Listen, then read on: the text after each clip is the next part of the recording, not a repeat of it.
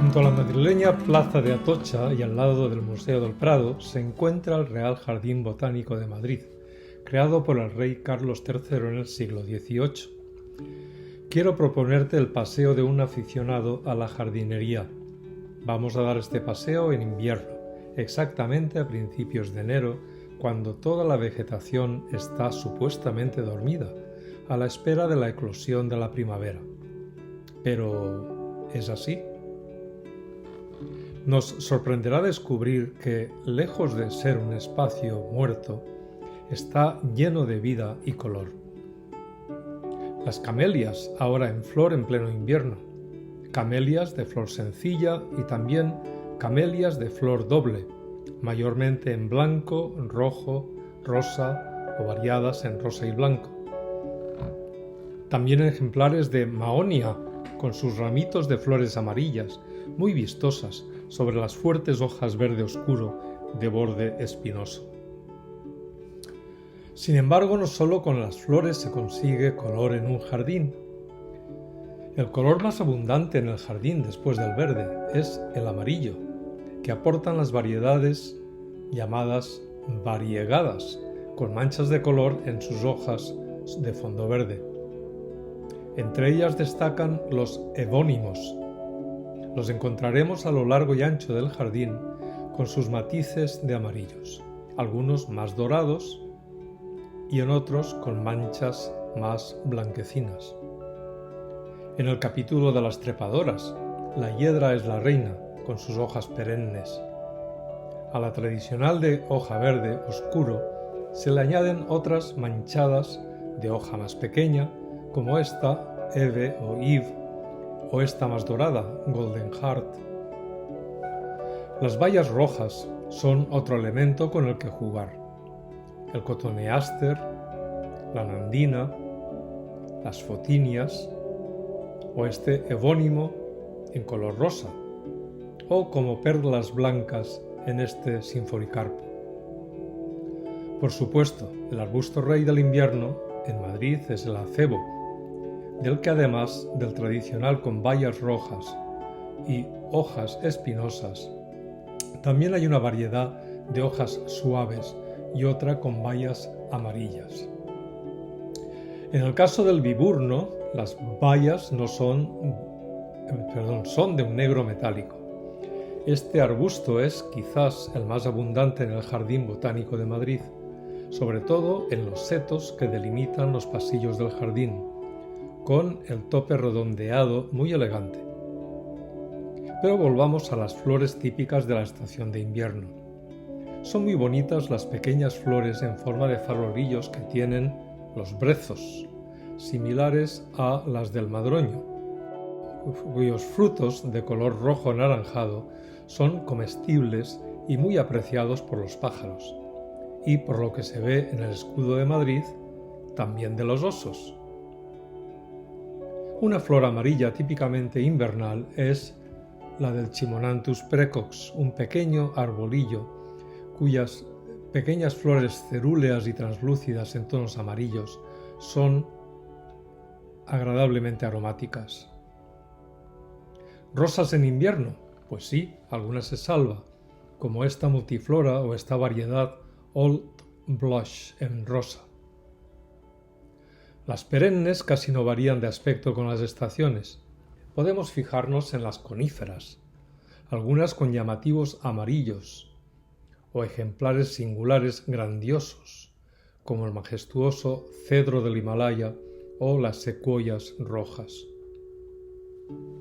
El tejo, con sus pequeñas hojas, resiste muy bien la poda, por lo que desde tiempo inmemorial ha sido uno de los favoritos para topiaria, dándole formas geométricas como estos ejemplares troncocónicos.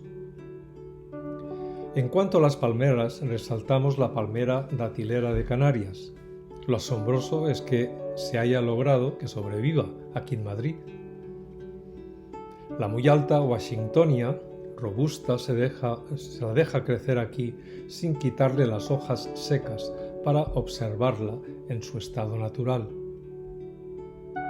Emparentadas con las palmeras, aunque de desarrollo más bajo, tenemos también las yucas, con alguna variedad que puede crecer hasta el tamaño de un pequeño árbol, como la yuca de pata de elefante, y también los agaves, de donde en México extraen el tequila.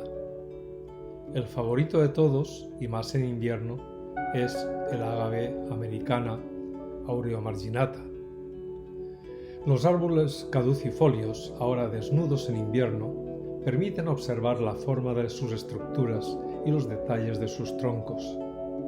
Fijémonos, por ejemplo, en este naranjo de los Osages, cuyo tronco tiene una corteza como con melenas entrecruzadas de un llamativo color anaranjado, los blancos abedules, los suaves árboles de Júpiter o las exfoliantes colubíceas. En otros casos es la copa del árbol, ahora sin hojas, que se recorta como una maraña de ramitas sobre el fondo del cielo gris. Algunos de ellos con aspecto, diríamos, fantasmagórico. Algunos mantienen sus hojas durante muchas semanas del invierno, aportando una masa amarilla o marrón. Mi favorito es el liquidámbar, que añade a su tronco fuertemente estriado unas hojas coloreadas en una sinfonía de amarillos, rojos, marrones o incluso púrpura. El ciprés calvo es una de las muy pocas coníferas caducifolias. Unas rastreras de baja altura muy apreciadas en invierno por sus hojas grises son los senecios, la cineraria o la artemisia. Su color gris claro resulta tremendamente luminoso en los días grises de invierno. Hay bulbosas que florecen en pleno invierno o a finales del mismo como heraldos de la primavera, como el espléndido Iris ungicularis o los famosos narcisos. Las florecillas del Iberis sempervirens son una atracción del jardín de rocas. Más flores. Tenemos la verónica y los mantus, con pequeñas florecitas en color lila suave reunidas en pequeñas espigas. Los eleboros están ya empezando a florecer en algunas zonas protegidas del frío. Los bambúes proporcionan masas casi etéreas de hojas finas perennes. Podemos observar los de tradicional tronco verde, otras de tronco amarillo o incluso negro. Los cornejos, nada que ver con los bambúes, lucen en invierno unas varas de un rojo vibrante. Hay arces que no son árboles, sino pequeños arbustos, al menos aquí. Son los arces japoneses, que son valorados por sus colores otoñales e invernales, como este, o este rojo escarlata, o este virando hacia el amarillo, en esta variedad Shidaba Gold. Todas estas junto a la verja del Paseo del Prado. El acanto es conocido universalmente por las formas de sus hojas que se copiaron en los capiteles de la arquitectura clásica. Sus hojas verdes lustrosas contrastan bien con otras formas y texturas del botánico. Y si hablamos del jardín de invierno, entonces el jardín zen no tiene problemas, porque al estar hecho con peñascos y piedrecitas le da igual que sea invierno que verano. Los emparrados del jardín están hechos con unos arcos de hierro formando galerías. Ahora en invierno disfrutamos de la belleza sencilla de la estructura formada por la repetición de los gráciles arcos.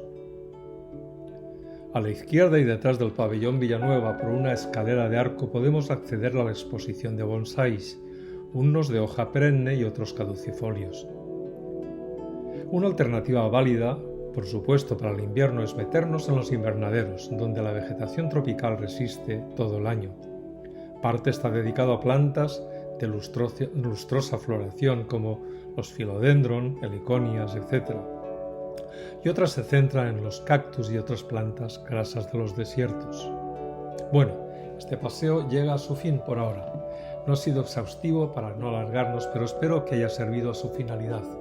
Mostrar que incluso en pleno invierno hay motivos que hacen atractivo acercarse a dar un paseo por el botánico. Si te ha sabido poco, prueba con la versión completa de este mismo paseo pulsando en el enlace. ¡Buen paseo!